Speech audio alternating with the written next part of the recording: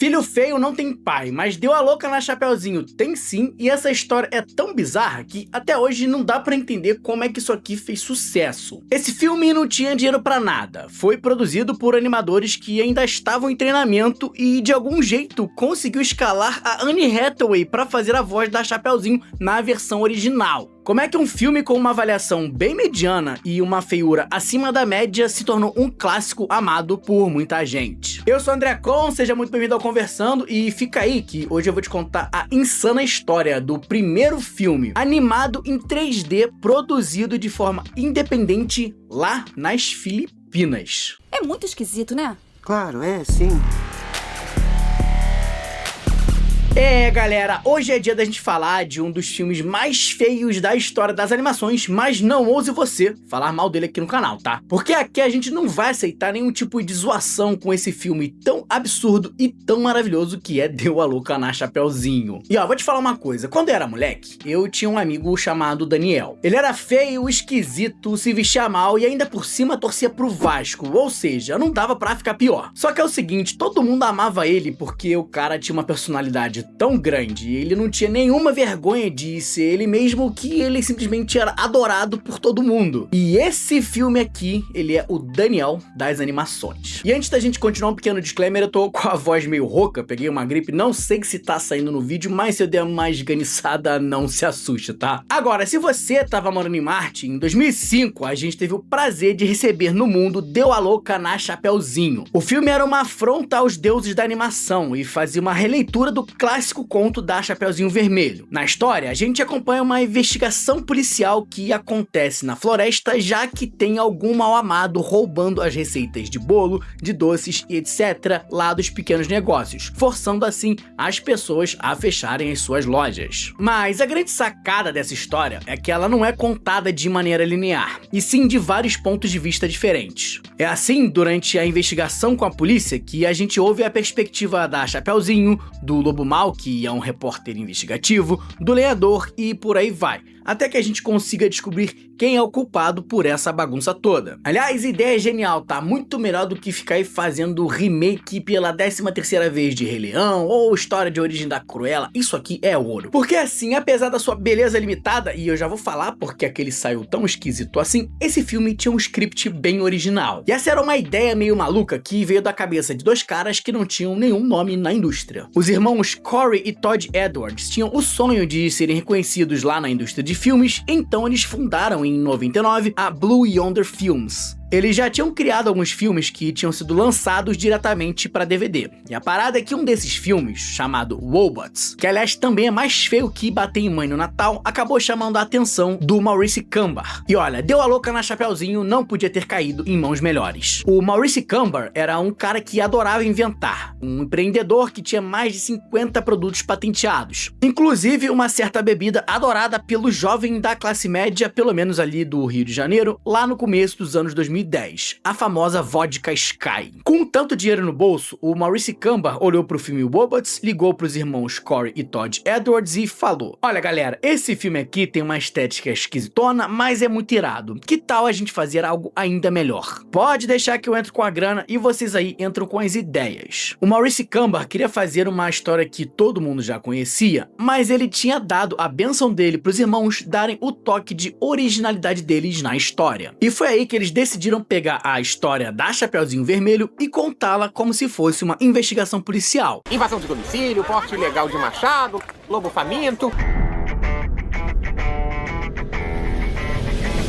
Tá, tudo muito legal, tudo muito bom, mas como é que esse filme acabou saindo tão feio assim? Foi porque gastaram todo o orçamento que eles tinham pra trazer as personalidades pra fazer as vozes lá na dublagem original? Porque, horas, afinal, quem dubla a Chapeuzinho Vermelho lá no inglês é ninguém menos que Anne Hathaway, então não deve ter sido barato. Mas não, a verdade não é bem assim e a história é um pouquinho mais complicada e bizarra do que isso. Essas estrelas maiores que fizeram as vozes no original só chegaram lá pro final da produção, porque quando o filme foi passado lá lá no Festival de Cannes, o Bob Weinstein gostou muito do que viu e decidiu distribuir o filme dele pela sua empresa. Como ele era um nome muito grande em Hollywood, o projeto viu aí a oportunidade de trazer outros nomes relevantes para si. E foi então que a Anne Hathaway, por exemplo, chegou para fazer a voz da Chapeuzinho, redublando, aliás, por cima das vozes originais que tinham sido escaladas. Mas isso só foi acontecer lá pro final da produção, e o começo dessa história foi bem mais complicado. A parada é que o orçamento desse filme aqui, na verdade, inicialmente era troco de pinga. Embora os sites especializados da internet digam que o filme custou aí por volta de 30 milhões, o próprio criador, o Corey Edwards, já falou em entrevista que, na realidade, eles tinham menos de 8 milhões de dólares para usar no projeto. Para efeito de comparação, Robôs e Madagascar tinham custado 75 milhões cada, ou seja, Deu a Louca na Chapeuzinho era o primo pobre e feio de 2005. E aí os irmãos tiveram que bolar um plano infalível para poder fazer sair essa animação com um orçamento tão michuruca. Sem grana, os criadores do projeto não tinham equipamento de ponta nem staff treinado com experiência para poder fazer as animações do filme, mas eles tinham David Lovegreen. Esse era um produtor veterano do ramo da animação que, por acaso, tinha ido para as Filipinas anos antes iniciar um estúdio de animação independente. Ele tinha até chegado a iniciar o estúdio, tinha treinado uma galera, mas o projeto acabou falindo e parou. Um ano depois, esse cara se juntou a Deu a Louca na Chapeuzinho e falou: olha, eu conheço uma galera lá nas Filipinas que a gente treinou no ano passado. Eles não têm muita experiência, mas se a gente levar o projeto pra lá,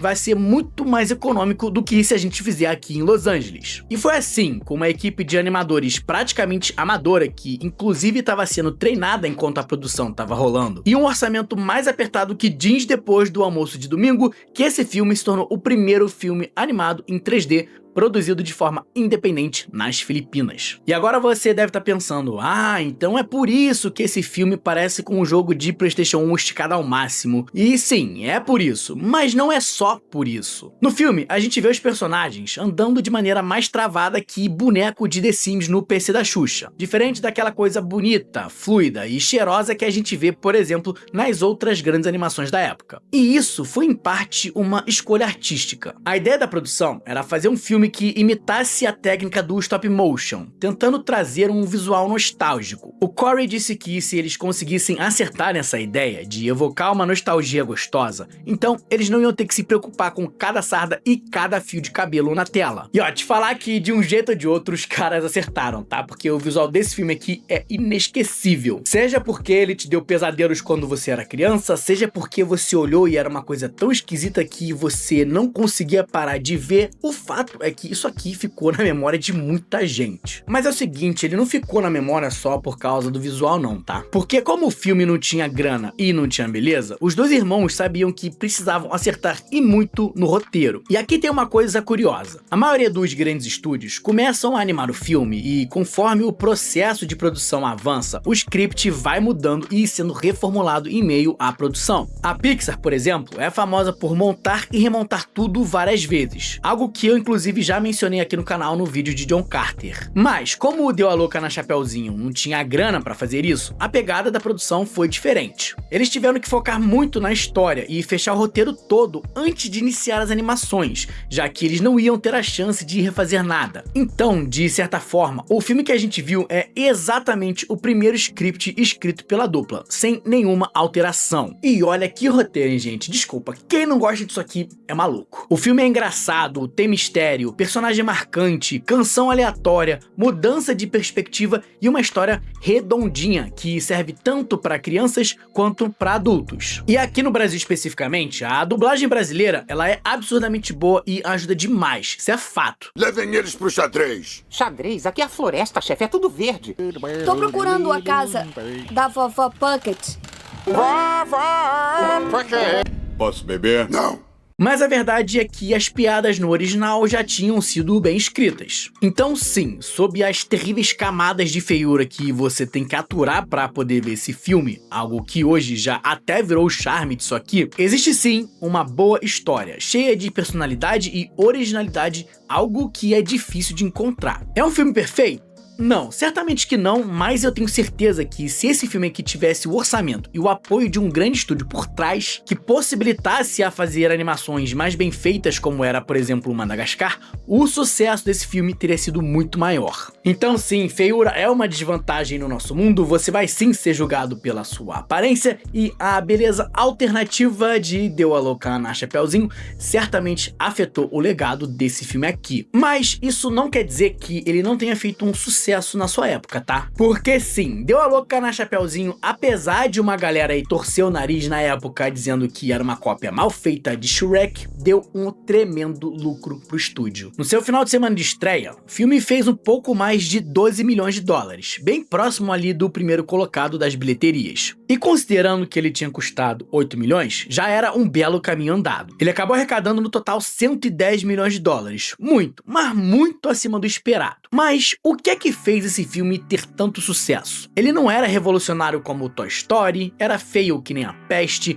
era chamado de cópia mal feita de Shrek, diziam que tinha sido feito direto pro DVD, e ainda assim, muita gente foi assistir isso no cinema. Eu acho que apesar de uma galera torcer o nariz chamando de Shrek mal feito, Deu a Louca na Chapeuzinho veio num momento perfeito. O sucesso de Shrek 1 e 2 tinha provado que histórias zoando os contos de fada lindos e formosos da Disney tinha sim um público que estava interessado em ver esse tipo de narrativa. E com nomes grandes da indústria por trás para dar aquela alavancada no cinema e um script que tinha coragem de fazer algo um pouco diferente, mesmo com as suas falhas, Deu a Louca na Chapeuzinho tinha o suficiente para instigar a curiosidade do público. Apesar das avaliações bem medianas, tanto no IMDb quanto no Rotten, o filme acabou sim atraindo um certo público. E certamente quem foi assistir buscando algo minimamente original saiu satisfeito. Nem todo filme precisa ser genial, ter um roteiro incrível ou ser super profundo. Deu a Louca na Chapeuzinho não é, mas ele entrega algo bem mais difícil da gente ver: originalidade.